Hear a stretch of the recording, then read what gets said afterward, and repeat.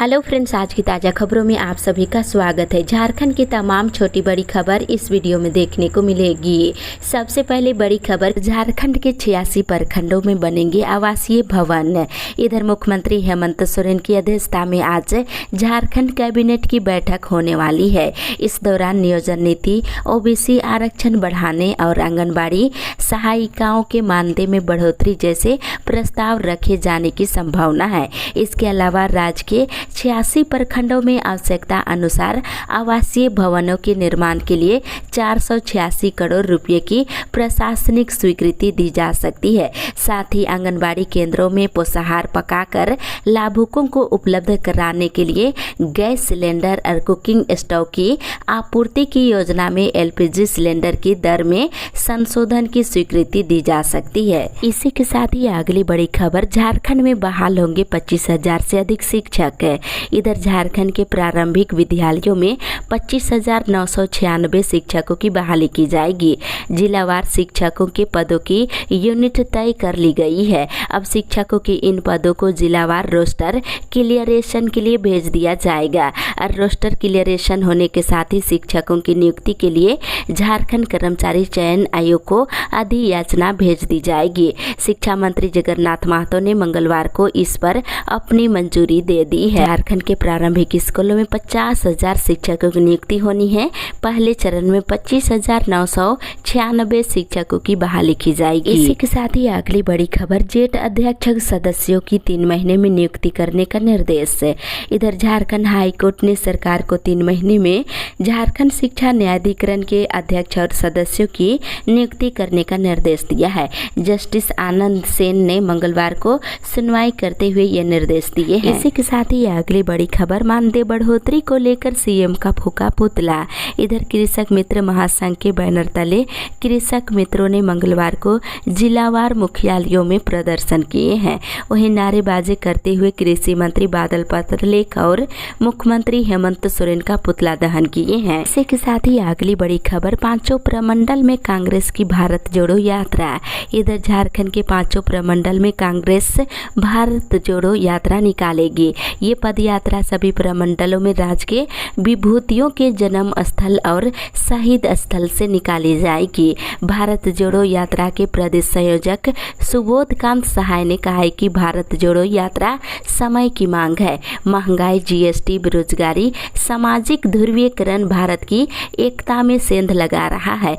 धर्म, जाति, भाषा और कपड़े के नाम पर समाज को बांटा जा रहा है। भारत जोड़ो यात्रा के माध्यम से लोगों को संविधान, लोकतंत्र और हमारा देश खतरे में है, इसका संदेश देना चाह रहे हैं। इसी के साथ ही अगली बड़ी खबर, छात्राओं को मिलेगी साइकिल।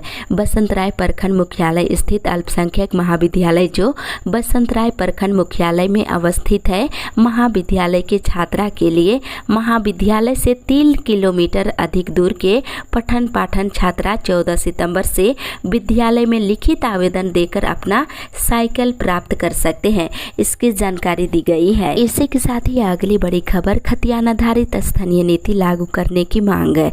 इधर आजसू के केंद्रीय अध्यक्ष सुदेश कुमार महतो ने मुख्यमंत्री हेमंत सोरेन से 1932 के खतियान के आधार पर स्थानीय नीति लागू करने की मांग की है। वहीं स्थानीय नीति को लेकर 23 सितंबर से अभियान भी चलाने का निर्णय लिए हैं और जातीय जनगणना से ओबीसी आरक्षण तय करने की भी मांग किए हैं। इसी के साथ ही अगली बड़ी खबर, महंगे बालू के चक्कर में नहीं किया काम। इधर आवास को तरसते लोगों में से हजारों ऐसे भी है जो प्रधानमंत्री आवास के आवंटन के बावजूद काम शुरू नहीं करा पाए हैं। ऐसे लाभुकों को अब योजना से वंचित किया जा सकता है। काम शुरू नहीं होने के पीछे बालू की महंगाई बताई जा रही है। साथ ही इधर काम शुरू नहीं करने वाले तमाम लाभुकों का आवंटन रद्द होने के कगार पर है। इसी के साथ ही अगली बड़ी खबर, गंभीर बीमारियों के उपचार के लिए मिलेंगे 10 लाख है।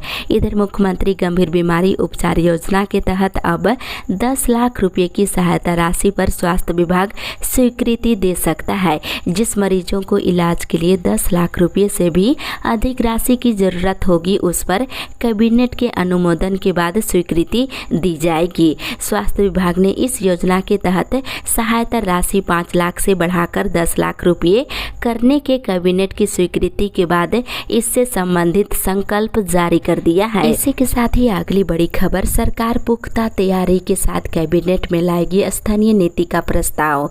इधर राज्य सरकार के प्रतिनिधि विभिन्न मौके पर झारखंड में पहचान का आधार 1932 के खतियान को बनाने की बात कह रहे हैं। अब बुधवार को यानी कि आज होने वाली कैबिनेट की बैठक में इस विषय पर चर्चा होने की पूरी संभावना है। हालांकि अभी तक कोई प्रस्ताव तैयार नहीं किया गया है। जिलों के साथ समीक्षा बैठक करेंगे डीजीपी। इधर पुलिस मुख्यालय में बुधवार को मासिक अपराध और नक्सल पर डीजीपी नीरज सिन्हा सभी जिलों के साथ बैठक करेंगे।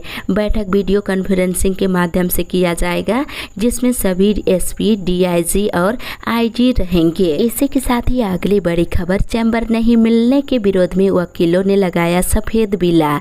इधर धुरवा स्थित हाई कोर्ट के नए परिसर में वकीलों को पर्याप्त चैम्बर, लाइब्रेरी और अन्य सुविधाएं नहीं मिलने के विरोध में झारखंड हाई कोर्ट के अधिवक्ताओं ने सफेद बिल्ला लगाकर काम किए हैं। अधिवक्ता 16 सितंबर तक ऐसे ही विरोध दर्ज कराएंगे। इसी के साथ ही अगली बड़ी खबर, विधायक सीता सोरेन का आरोप, धनबाद एसएसपी करा रहे कोयले का अवैध खनन।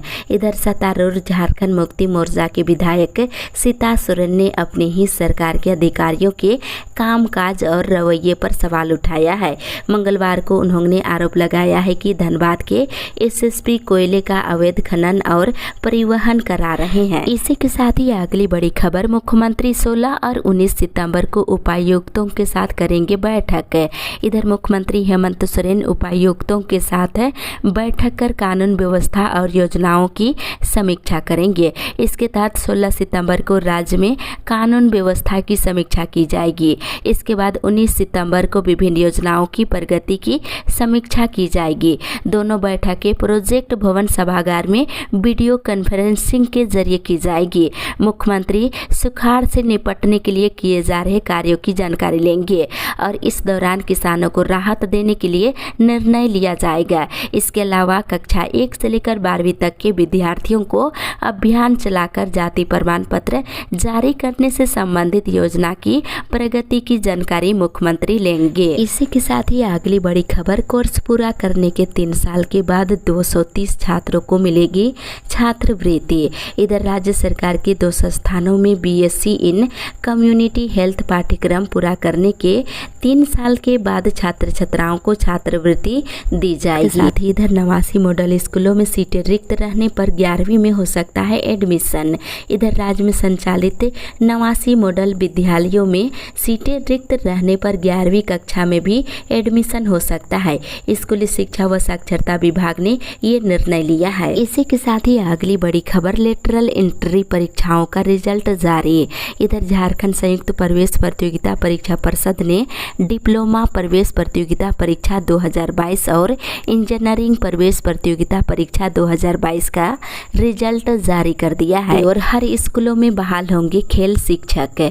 इधर मुख्यमंत्री हेमंत सोरेन ने कहा है कि हमारे बच्चों का खेल की ओर झुकाव हो, इसके लिए सरकारी स्कूलों में खेल शिक्षकों की बहाली की जाएगी। नियुक्ति में उत्कृष्ट प्रदर्शन करने वाले खिलाड़ियों को प्राथमिकता दी जाएगी। इसी के साथ ही अगली बड़ी खबर, झारखंड के 13 पदक विजेताओं को मुख्यमंत्री ने किया सम्मानित। इधर खेल नीति लॉन्चिंग सह खिलाड़ी सम्मान समारोह में मंगलवार को मुख्यमंत्री हेमंत सोरेन ने 13 पदक विजेता खिलाड़ियों को सम्मानित किया है। इसके साथ ही इधर पदक विजेताओं को अब न्यूनतम 50,000 कैश।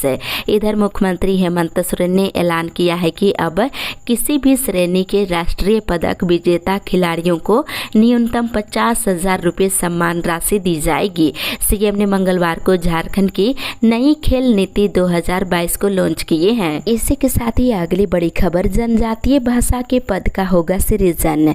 झारखंड के 510 +2 स्कूलों में क्षेत्रीय और जनजातीय भाषा के पद का सृजन किया जाएगा। इन स्कूलों में उर्दू, संथाली, बांग्ला, मुंडारी हो, खड़िया, कुड़ुक, कुरमाली, खोरठा, नागपुरी, पंचपरगनिया और उड़िया के पद सृजित किए जाएंगे। इसके लिए स्कूली शिक्षा और साक्षरता विभाग ने सभी क्षेत्रीय शिक्षा संयुक्त निदेशकों से रिपोर्ट मांगी है और सभी प्रखंडों से 20 सितंबर तक रिपोर्ट देने का निर्देश दिया है। इसी के साथ ही अगली बड़ी खबर, राष्ट्रपति के नाम वीडियो को सौंपा ज्ञापन।